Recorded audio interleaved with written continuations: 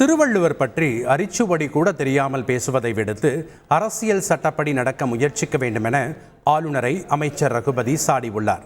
திருவள்ளுவர் குறித்த தமிழக ஆளுநரின் பதிவுக்கு பதிலடியாக அமைச்சர் ரகுபதி சமூக வலைதளத்தில் பதிவு ஒன்றை வெளியிட்டுள்ளார்.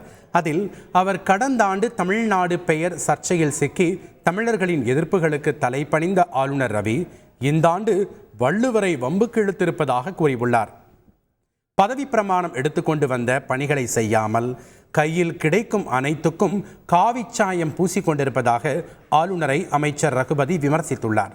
வேத நெறிக்கு எதிரான குரல் நெறி கூறிய ஐயன் வள்ளுவரின் வரலாறே தெரியாமல் ஆளுநராக வந்ததாலேயே தான் சொல்லுவதெல்லாம் வேதம் என்பதைப் போல உருட்டி கொண்டிருக்கும் ஆளுநர் உடனே காவி கட்சியில் சேர்ந்துவிட்டு அரசியல் பேசலாம் என கூறியுள்ள அவர், அதற்கு காலதாமதமாகும் என்றால் திருவள்ளுவர் பற்றி அரிச்சுவடி கூட தெரியாமல் பேசுவதை விடுத்து அரசியல் சட்டப்படி நடக்க முயற்சி செய்ய வேண்டும் என தெரிவித்துள்ளார்.